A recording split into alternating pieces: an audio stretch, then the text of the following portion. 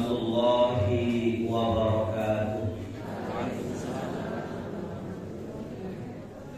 Alhamdulillah arsala Muhammadan ila kafatin nas wa anzala ma'ahul kitaba liyufarriqa bainal haqqi wal batil wa bainal ma'ruf wal munkar wa hadana ila siratin mustaqim. Asyhadu an la ilaha illallah wahdahu la syarika lahu wa asyhadu anna Muhammadan abduhu wa rasuluh. Allahumma salli wa sallim ala rasulillahi sallallahu alaihi wasallam wa ala alihi wa ashabihi wa man sara ala nahji wa tamassaka bi sunnati rasulih wa sallama tasliman katsira. Amma ba'du, ittaqullah haqqa tuqatih wa la tamutunna illa wa antum muslimun. Segenap Bapak Ibu jamaah rahimani wa rahimakumullah, di kajian Ahad pagi di masjid kita tercinta Al-Manar. Alhamdulillah, di pagi hari ini di penghujung Al-Muharram, Allah masih memberikan kepada kita kesempatan untuk taat, untuk menggunakan sisa usia kita dalam ketaatan-ketaatan. Walaupun saat ini kita sedang diuji oleh Allah dengan dinginnya dunia parakan temanggung, dinginnya Wonosobo. Mungkin sholat malam yang kita lakukan di sini jauh lebih berpahala besar daripada yang dilakukan di Jakarta. Sholat malam yang dilakukan di Parakan Wonosobo Temanggung bisa lebih dahsyat, luar biasa pengorbanannya ketimbang dikerjakan di Semarang, Purwokerto. Dan memang dunia ini penuh dengan ujian. Yang kaya diuji, yang miskin diuji, yang lagi melangsak diuji, lagi senang diuji. Tapi PR kita, dan insya Allah akan kita bahas ke depan, kita hidup ini mencari hidup tenang, bukan hidup senang. Ya. Orang mencari hidup senang itu gampang. Anggota-anggota parlemen, para pejabat kita nggak senang apa? Uang tinggal ngalir, per bulan ada jatah. Tapi apakah dia tenang? Demi Allah, wallahu a'lam, tenang atau tidak. Mau hidup senang gampang, lihat bandar-bandar narkoba ya. Semenit ratusan juta, tinggal klik miliaran. Tapi apakah dia tenang? Nggak tenang. Maka orang yang pengen tenang, pertama kita buka surah Al-Baqarah 155. Walanabluwannakum bisyai'in minal khawf wal ju' wa naqsin minal amwali wal anfusi wath thamarat wa basyirus sabirin alladziina idza asabat musibah qalu inna lillahi wa inna ilaihi raji'un. Katakan hai Muhammad, sampaikan wahai muklis kepada seluruh jamaah kajian Al-Manar di Ahad pagi, baik ibu-ibunya maupun bapak-bapaknya, ketika kalian masih kepengen ketemu suami kalian di dunia ini, masih kepengen ketemu dengan banda-banda kalian, harta-harta kalian, keluarga kalian, maka kata Allah, Allah tidak akan pernah melepaskan kepada kalian ujian demi ujian. Walanabluwannakum, la-nya harfut taukid, nunnya harfut taukid, dan syiddahnya harfut taukid 3 kali. Demi Allah, aku akan memberikan ujian demi ujian kepada kalian. Dengan cara apa Allah menguji kita? Minal khauf, takut. Yang suami takut kehilangan istrinya, yang istri takut kehilangan suaminya, orang tua takut kehilangan anaknya, anak takut kehilangan orang tuanya, yang pedagang takut kehilangan pembelinya, ustadz takut kehilangan jamaahnya. Semua ujian. Walju, takut kelaparan, lapar harta, lapar makan, lapar minum, takut. Nabung di mana-mana biar anak saya masa depannya cemerlang. Kenapa? Saya takut anak saya kelaparan. Wa nafsi minal amwal, takut kekurangan harta benda.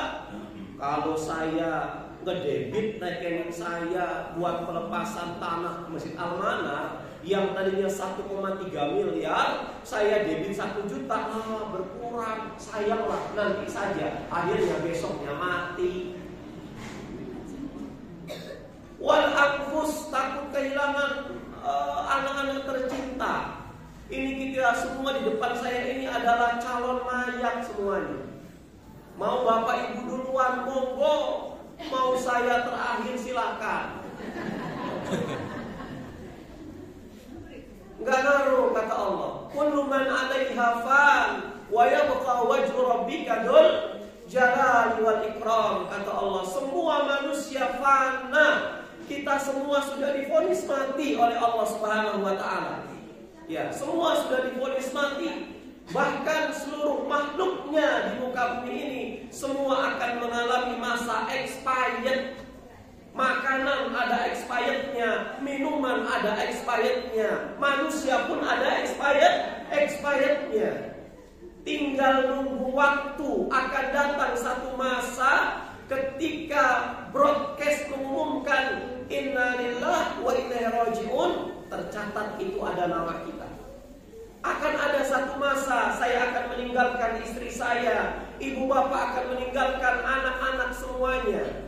Makanya Rasul SAW selalu mengingatkan kepada kita, akhiru, perbanyak kalian hazimil lazzat, sesuatu hal yang bisa memutuskan kenikmatan-kenikmatan dunia, yang bisa memutuskan seorang suami dengan istrinya, anak dengan orang tuanya. Aksiru, ya Allah, saya bakal mati.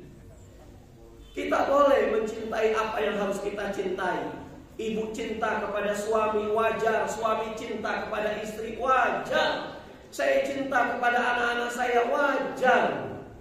Ya, kemarin saya ketemu dengan Ustaz Agus Effendi, menyerahkan anak kita ke Ustaz Wujud di Pondok Pesantren Nurul Wal Marjan. Beliau nangis, saya juga nangis. Biasanya kita hidup bersama dengan anak, sekarang harus memasrahkan. Ini ada satu masa nih. Kata Allah, belajar dari sini. Suatu hari kamu akan kehilangan anak dan kamu tidak akan pernah melihat anak itu. Cintai, boleh. Tapi tanamkan dalam hati kita supaya yang kita cintai itu tidak berurat dan berakar dalam hati ini.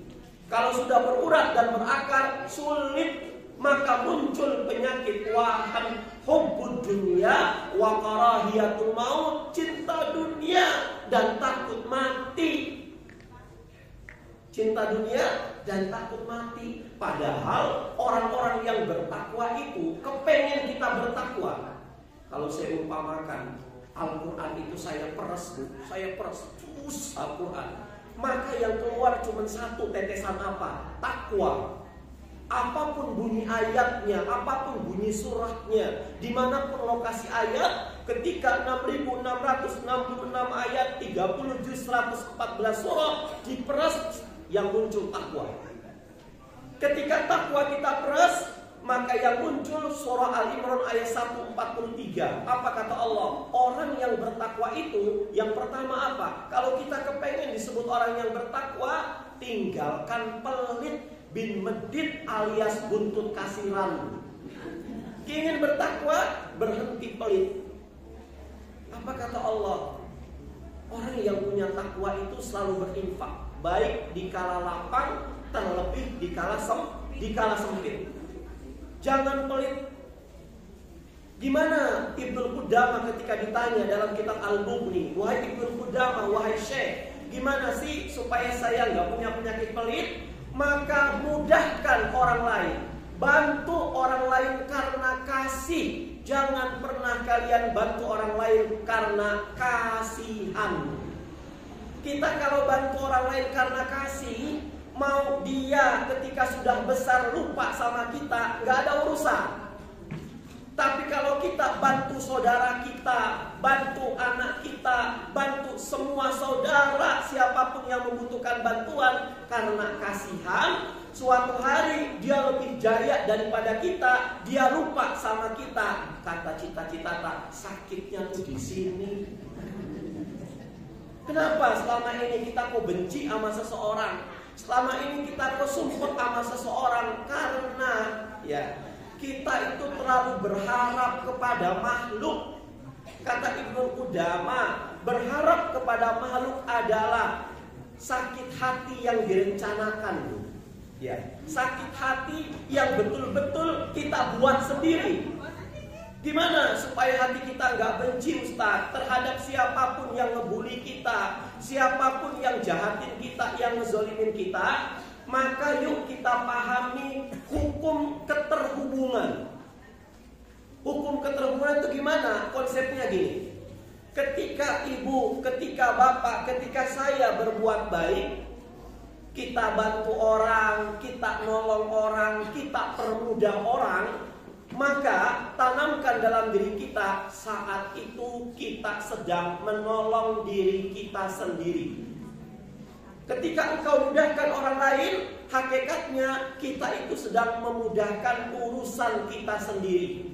Kalau hari ini kita sudah banyak memudahkan urusan orang dan belum kita mendapatkan balasan untuk dimudahkan oleh Allah terhadap sesuatu permasalahan kita, maka pasti Allah akan mudahkan ke siapa? Ke anak-anak kita. Ya Allah, Dok, ini kamu kabarnya gimana? Setelah nikah kamu diboyong suami ke Jakarta. Kita kangen sama anak kita. Kita telepon, Assalamualaikum, salam Dok, gimana di perumahan kamu? Ya Allah, Ma, semua tetangga baik sama saya, Ma.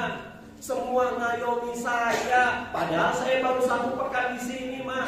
Udah gitu suami meratukan saya, Ma. Kita jawab dalam hati, ya Allah, ini mungkin kan ya, selama ini husnuzon billah, tahalus binikmah, saya sering baik sama orang lain. Ketika kita berbuat baik sama orang lain, jangan cepet-cepet kepengen dibales. Ya, kalau kita kepengen cepet dibales, ternyata nggak sesuai dengan harapan kita, kecewa kita. Ini hukum keterhubungan. La tabdila li kalimatillah, Yunus 64. Tidak akan pernah berubah ya. Sesuatu yang sudah terjadi di dunia ini nggak akan pernah berubah. Yang baik dapat yang baik, yang soleh dapat yang soleh, yang durhaka dapat yang durhaka. Nah, Mama doakan mudah-mudahan suami yang akan menikahi kamu itu orang yang soleh. Amin, Ma. Dan kamu harus berusaha. Gimana, Ma? Suami yang soleh itu tidak akan pernah datang kecuali istrinya solehah. Saya kepengen istri saya seperti Khadijah radhiyallahu anha. Maka saya harus ngaca, saya bisa nggak seperti Rasulullah SAW? Saya kepengen seperti Fatimah Az-Zahra. Saya bisa nggak seperti Ali bin Abi Thalib? Maka kalau hari ini istri kita nggak nutup aurat, istri kita malas kajian, anak-anak kita malas sholat, maka para ulama justru akan menghubungkan pada dirinya sendiri. Dosa apa yang saya lakukan sampai istri saya kok durhaka sama saya, sampai anak-anak saya kok nggak manut sama saya? Langsung introspeksi diri. Kenapa? Karena orang-orang beriman itu ketika menghadapi kesulitan, yang pertama kali dia cek adalah apa? Apa yang telah saya perbuat sampai anak saya kok bicara saru ini? Ya. Sunnatullahi allati qad khalat min qabl. Sunnatullah itu yang sudah terjadi di dunia ini, walan tajida li sunnatillahi tabdila. Kamu nggak akan pernah mendapatkan perubahan.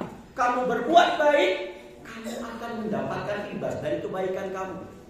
Tapi sebaliknya, ketika kita berbuat jahat, kita nyusahin orang, kita nipu orang, maka hakikatnya kita sedang membuat satu jaringan, satu jebakan Batman buat kita sendiri.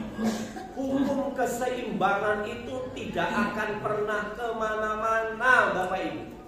Bapak Ibu ada yang jadi pegawai, Bapak Ibu ada yang menjadi pedagang. Ingat hukum keseimbangan.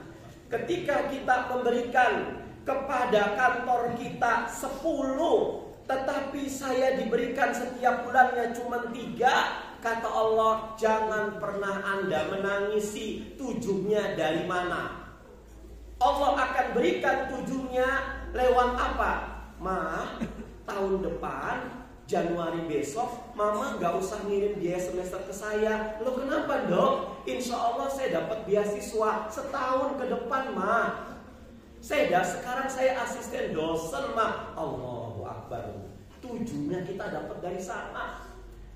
Kita berikan nih ke Al-Manar. Kita sudah berusaha berjibaku untuk mengembangkan Masjid Al-Manar ini. Kita sudah berikan 20, tapi kita cuma dapat 2. Yang 8-nya Allah berikan lewat apa?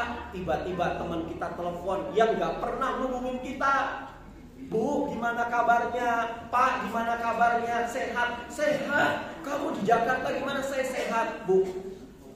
Agustus awal bulan dari tanggal 1 sampai tanggal 10 ada ini nggak, kesibukan nggak di Parakan Temanggung? Nggak ada. Temenin saya yuk, kemana? Umroh. Hukum keseimbangan nih, hukum keseimbangan Allah akan dapatkan. Tetapi sebaliknya, ketika kita memberikan kepada satu lembaga kita itu 3, tapi kita mendapatkan 10. Contohnya gimana? Kerja datang telat. Ya, udah gitu di dalam seenaknya kerja. Pulangnya juga yang lain belum pulang, kita sudah pulang. Ditegur sama teman kita, hati-hati loh. Kamu ini banyak sekali yang tidak sesuai dengan prosedur kantor. Kamu bakal dipecat lah, tenang. Direkturnya itu ponakan saya, ya. Yayasan itu yang punya saudara saya. Allah ngambil lembaga. Usaha ibu memberikan kepada ibu 10, tapi ibu berikan 3. 7-nya lewat apa? Tiba-tiba saja anak kita kecekel polisi karena narkoba. Tiba-tiba saja kita sudah banyak uang, tergiur dengan investasi, akhirnya investasinya bodong. Berangkat haji, berangkat umroh, ditunggu-tunggu, ternyata bironya kabur. Hukum keseimbangan itu berlaku. Maka kalau hari ini kita tuh berbuat baik sama orang, bilang saya berbuat baik sama kamu itu bukan karena kamu berbuat baik sama saya, bukan. Tapi karena Allah memerintahkan kepada saya untuk berbuat baik kepada sesama. Masalah kamu nanti bakal ngecewain saya, nggak ada urusan dengan saya. Kamu dengan saya nggak ada urusan. Yang ada urusan siapa? Saya dengan Allah, kamu dengan Allah. Maka mulai hari ini jangan tanamkan dalam diri kita, ya Allah, Ustadz tahu nggak itu yang di tikungan Artos, Ustadz itu toko itu punya adik saya, Ustadz. Dulu dia disekolahkan sama saya, dikuliahkan saya, Ustadz. Sekarang dia sudah besar, buru-buru kemari, Ustadz. Dia seperti kacang lupa sama kulitnya. Maka setelah kita ngaji ini sudah nggak ada urusan dengan mereka. Ketika kita sudah memberikan air susu kepada orang, kemudian orang memberikan kepada kita air comberan, maka ingat air comberan yang diberikan kepada kita itu dalam waktu dekat akan berubah menjadi air susu. Bin haitsu la yahtasib. Tetapi sebaliknya, air comberan yang dia berikan kepada saya suatu saat akan kembali kepada orang itu berupa air comberan juga. Maka tugas kita sekarang apa? Jangan berharap ngarep itu sakit hati yang direncanakan. Ustaz, saya kalau punya anak dokter, Ustaz, punya anak polisi, Ustaz, punya anak tentara, Ustaz, lah mereka sudah jadi semuanya. Saya tinggal metik hasilnya. Mau apa-apa pasti saya dijajarin sama anak saya. Belum tentu. Bisa jadi yang dokter nikah sama seorang cewek, wanitanya pelitnya 17 setan. Sama mertua gualaknya minta ampun. bikin mertua sutris. Yang polisi nikah dengan seorang suami yang boro-boro mau nengokin mertua, ditelepon mertua nggak pernah ngangkat. Maka kalau selama ini kita mengeluarkan biaya pendidikan karena ngarepin bakal timbal balik dari anak, maka tanamkan, belum tentu bapaknya dokter, belum tentu anaknya dokter. Bapaknya orang kaya, belum tentu anaknya orang kaya.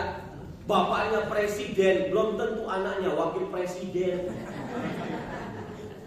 Kalau itu terjadi, ini karena atas izin Allah. Ya, tuh ya.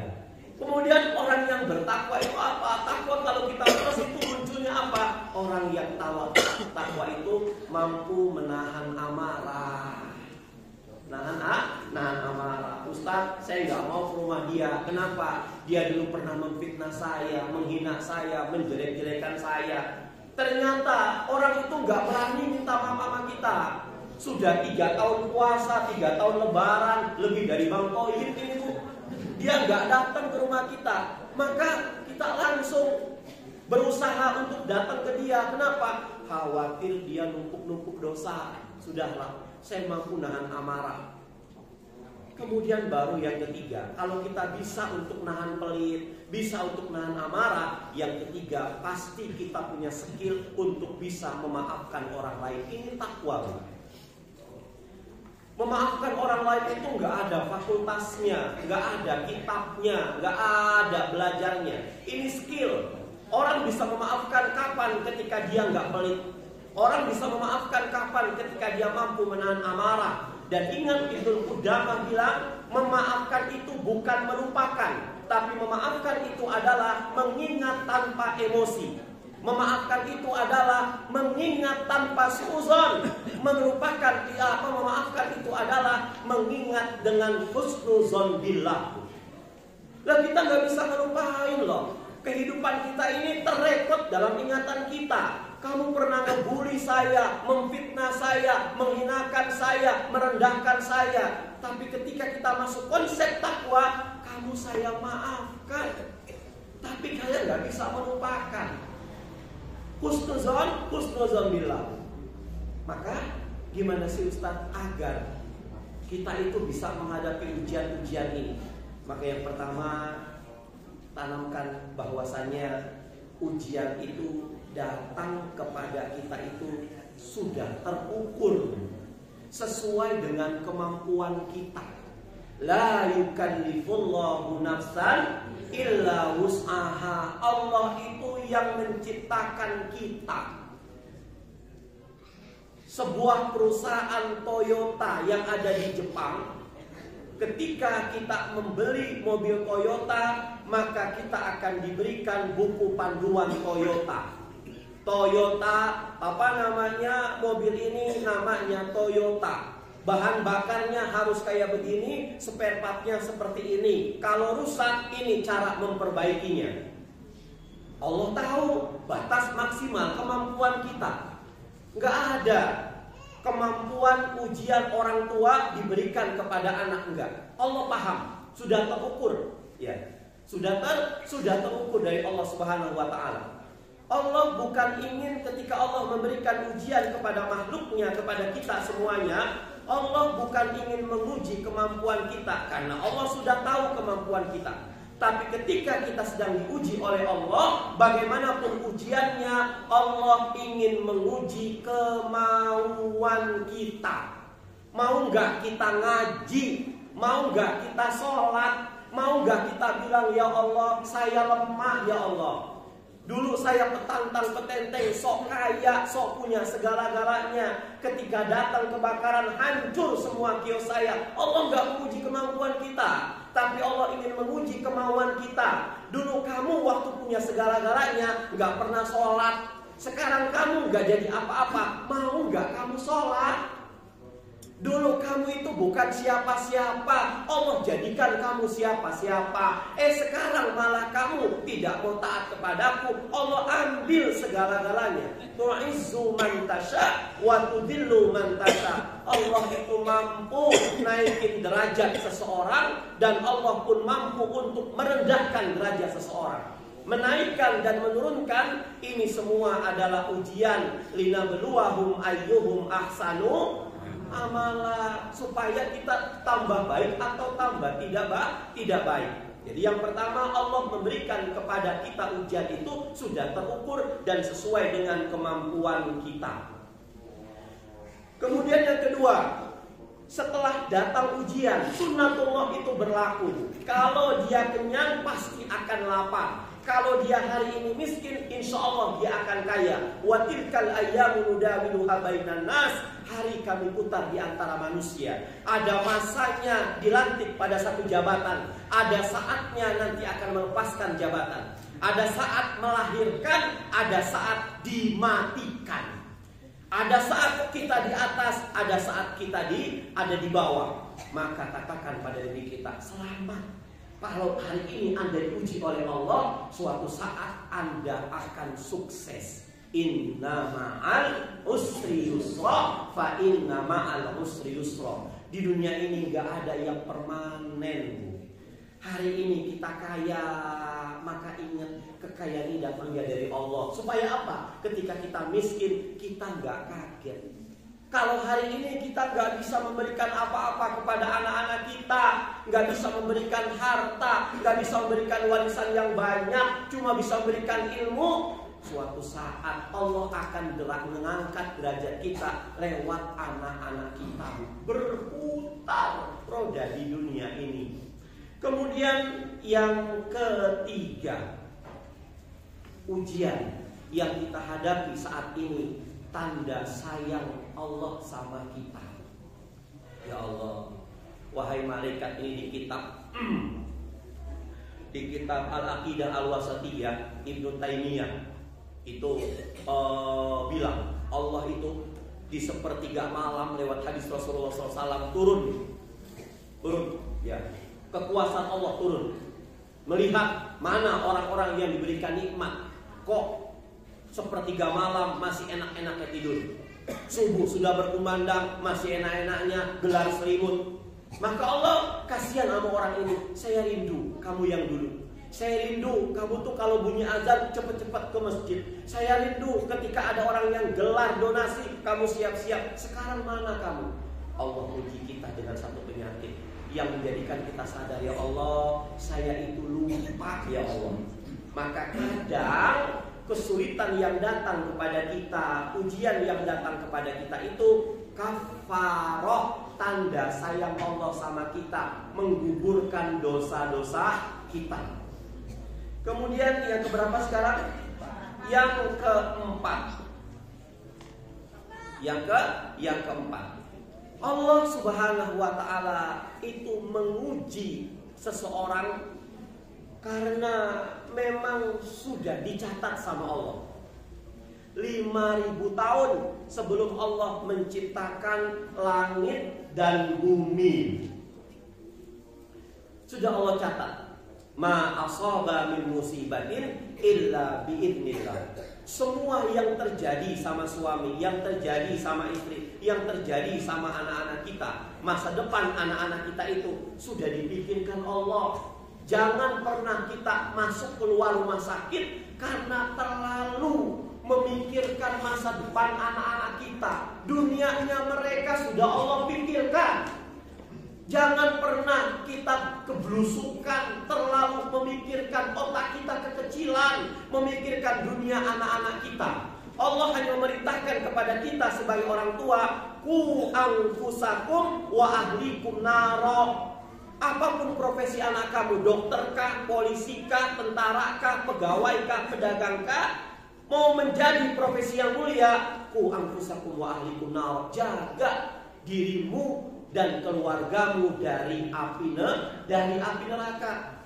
Maka persoalan yang paling besar yang dimiliki oleh para suami, oleh saya, itu bukan memberikan nafkah lahir kepada istri dan anak-anak, tapi bagaimana menjadikan mereka itu soleh-solehah, bisa menggandeng tangan istri, istri bisa merangkul tangan anak-anak menuju ketaatan-ketaatan kepada Allah Subhanahu wa Ta'ala. Ketika kita sudah merencanakan, ternyata kita nggak menjalankan apa yang kita rencanakan, maka tanamkan dalam diri kita, kita sedang menjalankan apa yang Allah rencanakan buat kita. Wa may yu'min billah yahdi qalbah, atau Ghabun ayat 11. Orang-orang yang beriman kepada Allah Subhanahu wa Ta'ala, ketika terjadi satu peristiwa, terjadi satu keadaan, terjadi satu rencana yang di luar rencananya tapi rencana Allah, orang beriman itu mengatakan rencana Allah jauh lebih indah daripada yang apa saya rencanakan. Mungkin kita kepengen anak-anak kita pergi jauh mencari rezeki yang halal ke negeri seberang. Mungkin kita kepengen anak kita jadi A, I, U semuanya. Tapi kata Allah, jangan, itu gak baik. Nanti suatu saat kamu butuh anak kamu, sulit untuk dihubungi. Dengan alasan ada proyek lah, dengan alasan bla bla segala macem lah, pesawatnya segala macem. Allah itu sayang. Orang tua yang soleh, insya Allah bisa menelurkan anak-anak yang soleh. Prestasi mereka, kejayaan mereka, dan hari ini kesuksesan yang kita raih demi Allah, bukan karena kecerdasan kita, bukan karena titel kita yang bererot S1, S2, S3, S0, tapi karena apa? Doanya emak dan bapak kita di tengah malam. Kita bangun di tengah malam, bukan mau pipis loh Bu. Mungkin mau sholat malam masih setengah 12, masih setengah 1. Kita terbangun terjaga. Ya Allah, anak saya lagi di sana, gimana kabarnya? Doa, ya Allah, tolong bahagiakan, tolong mudahkan urusannya, tolong bla bla segala macam. Itu doa dari orang tua kita. Abu ulaka bi ni'matika alayya. Semua yang hadir saat ini pada kita itu adalah nikmat yang Allah titipkan kepada kita, bukan karena prestasi kita. Kemudian selanjutnya yang kelima, ketika kita diuji oleh Allah Subhanahu wa Ta'ala, ya, semuanya kebaikan. Orang beriman itu apapun ujiannya semua kebaikan. Kata Rasul, ajaban li amril mu'min, ajib ya persoalan orang-orang beriman, ya. Kalau kata Al-Ghazali, Imam Al-Ghazali, itu dia bilang, yuk mulai sekarang kamu ketika nemu satu ujian, bilang ini persoalan, jangan bilang permasalahan. Kenapa sih Syekh? Kalau permasalahan itu bisa jadi masalah karena dosa-dosa kita. Tapi karena ada kalau persoalan pasti ada perjawaban. Soal pasti ada jawabannya. Persoalan itu insya Allah ada jawabannya. Apa jawabannya? Semua adalah kebaikan. Ajaban li amril mu'min. Ajib kata Rasulullah, semua urusan orang-orang beriman. Inna amrohu kulluhu lahu khair. Semua urusan orang-orang beriman itu adalah kebaikan. Orang beriman ketika diuji dengan yang enak-enak, dia bersyukur kepada Allah. Bersyukur itu adalah kebaikan. Orang-orang beriman ketika diuji dengan sesuatu yang gak menyenangkan, dia bersabar. Itu juga kebaikan. Ya. Kemudian selanjutnya, kesulitan yang Allah berikan kepada kita itu enggak gratis. Semuanya Allah akan bayar. Kalau hari ini kita senang berkenyang-kenyang ria, ya, nggak mau menyempatkan diri untuk puasa sunnah lah, ambil 1 atau 2 puasa sunnah, maka kelak di akhirat Allah akan membuat kita lapar. Tapi kalau hari ini kita sering berlapar-lapar ria karena puasa untuk menahan amarah kita, maka kelak nanti kita akan bertemu dengan Allah, segalanya tuh ada, kita bakal kenyang. Nggak ada yang gratis. Hari ini kita sakit, Allah sedang mengampuni dosa-dosa kita.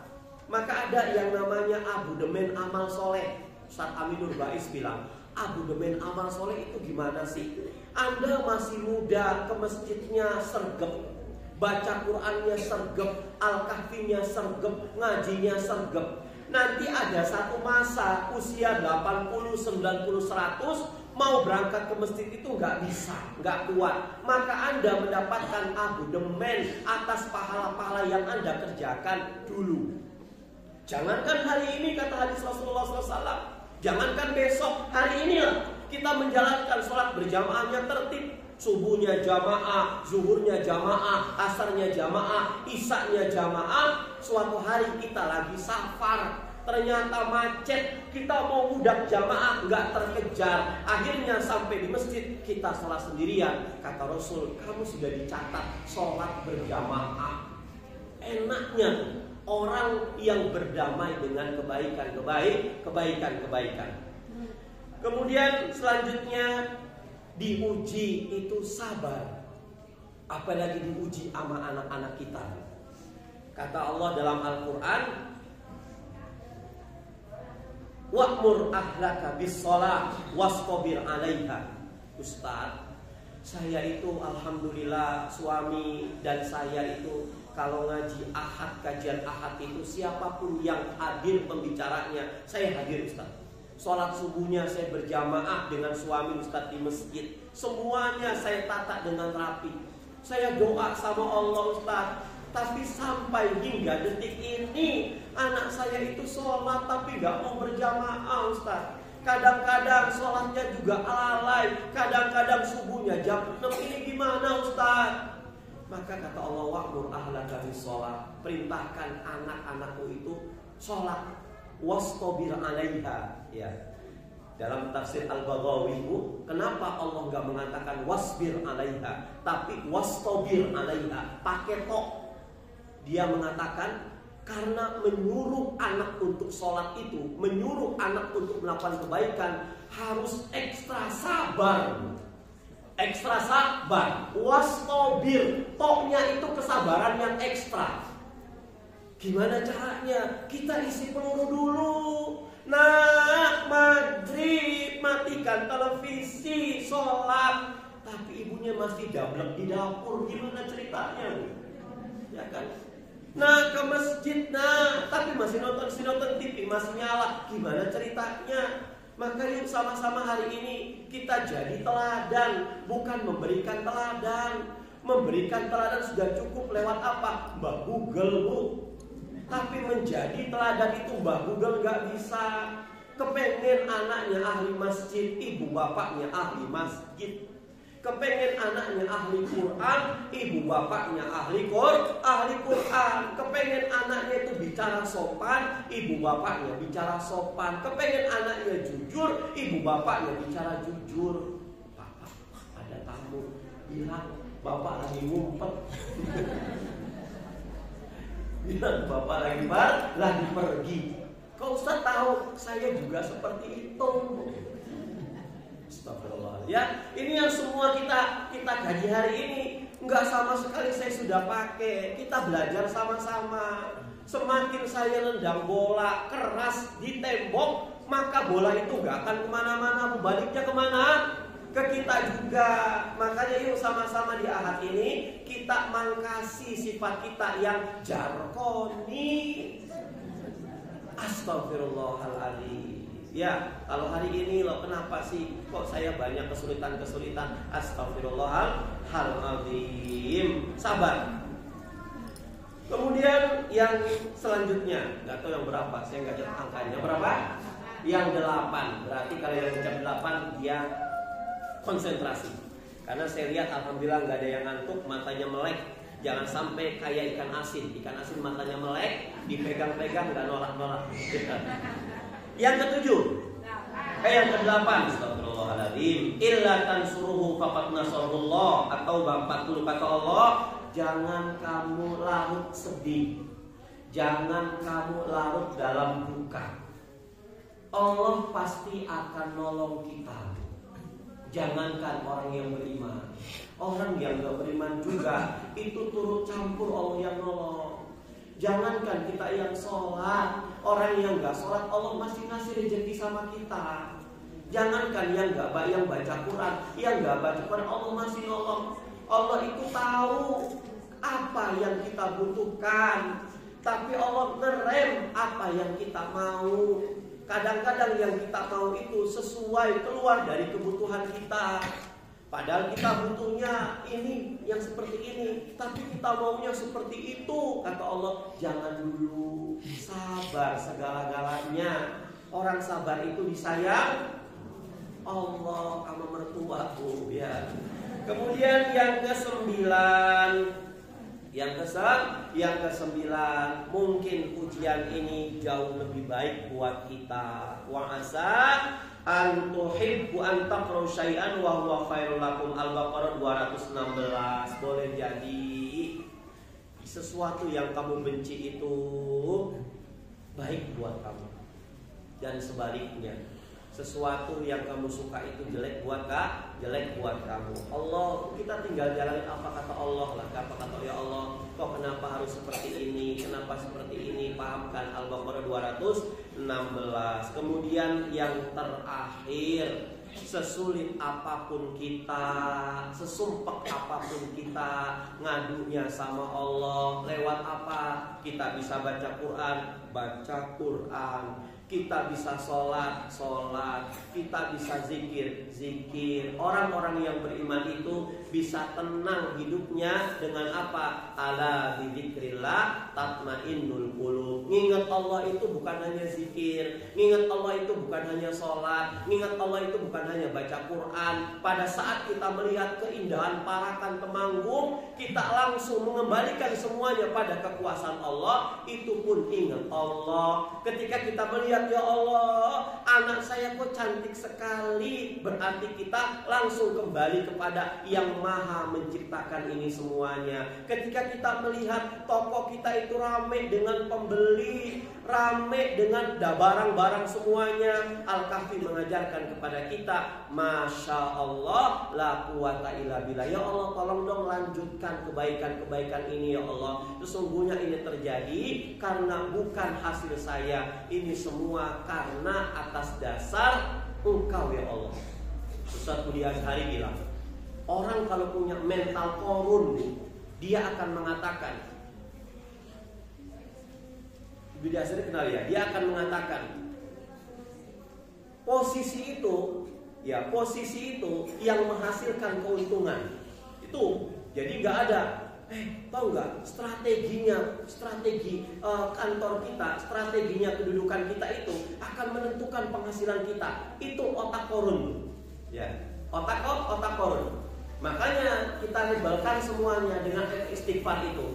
Abu laka bi ni'matika alayya wa abu bidzambi faghfirli. Semua itu dari Allah, dan kalau saya melakukan semua kehidupan ini banyak lika-likunya, berarti ada yang salah dengan saya. Alhamdulillahirabbil alamin. 5 menit lagi menuju jam 7.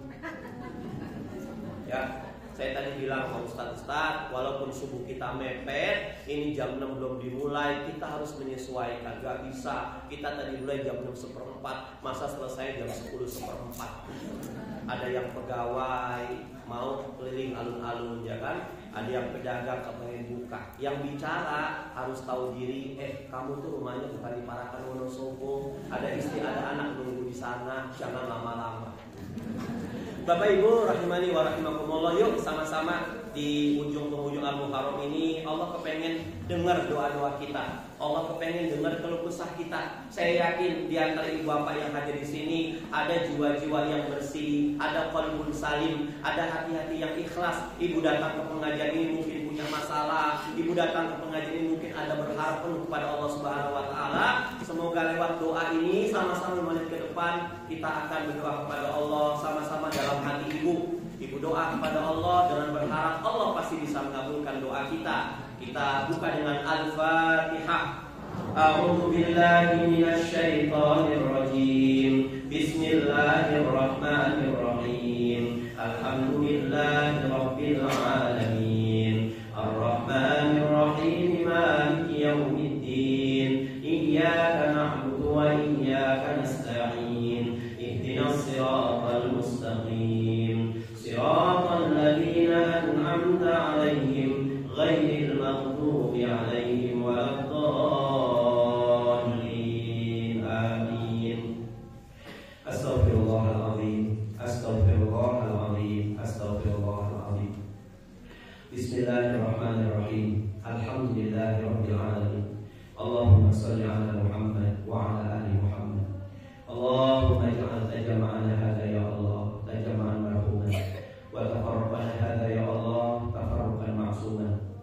Allahumma ighfir lana wa liwalidina warhamhuma kama rabbawna shighara.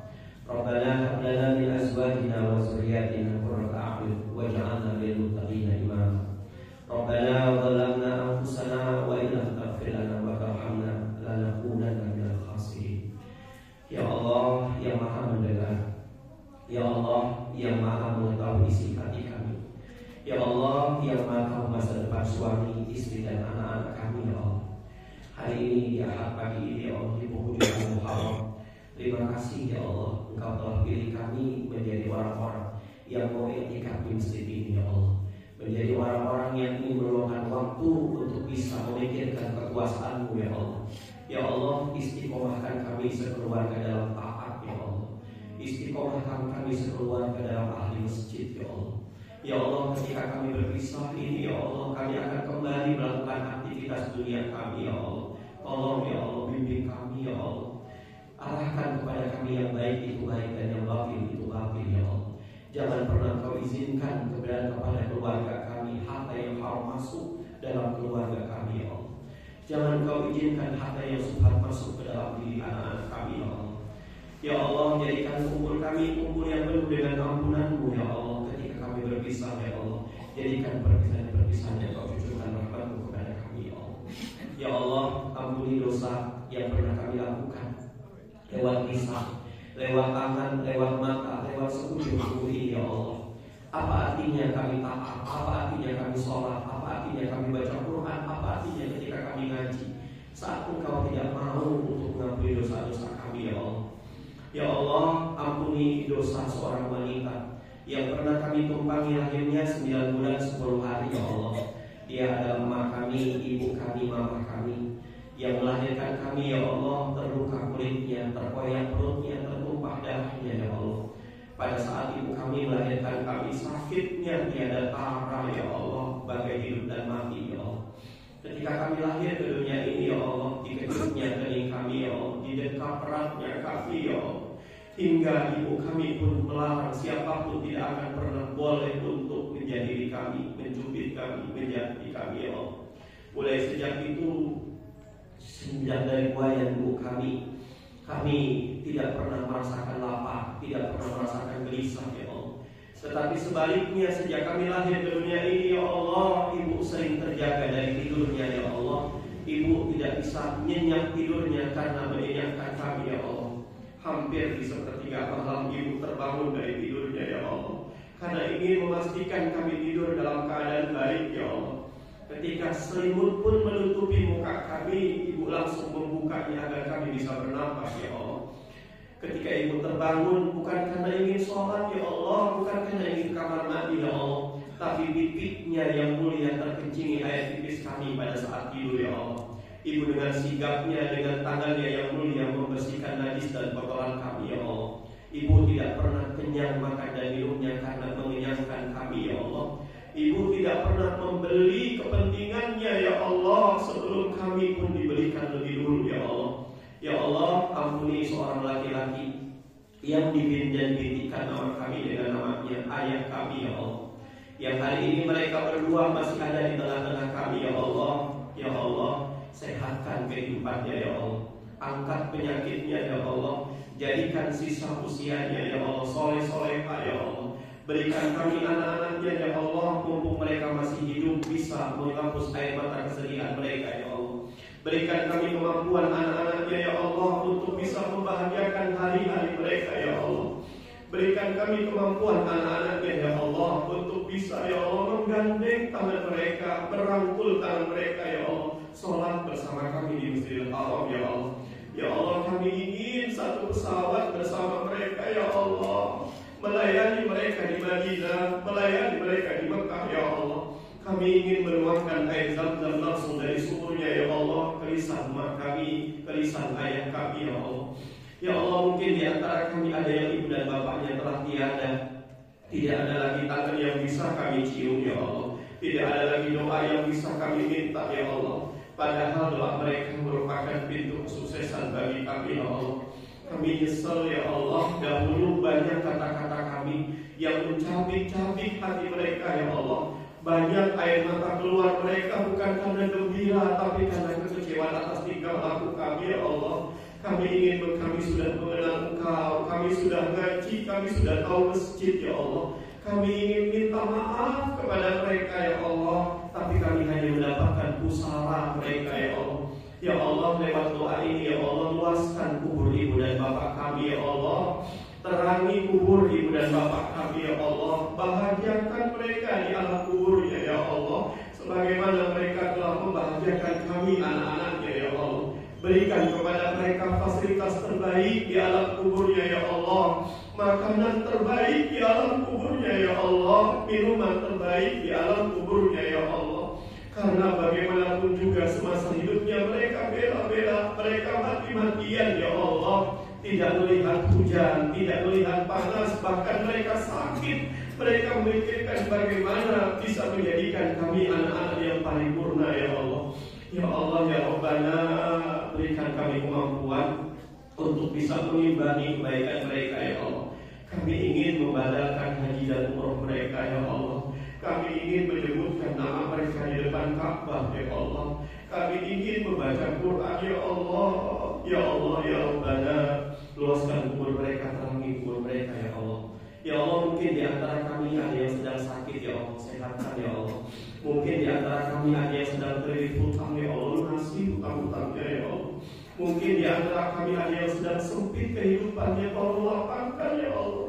Bahkan mungkin di antara kami ada yang sedang berjibaku menyekolahkan anaknya, ya Allah. Baik ke pondok pesantren, ke kuliah, ke kampus-kampus SMA, SMP, ya Allah. Tolong sehatkan kedua orang tuanya, ya Allah.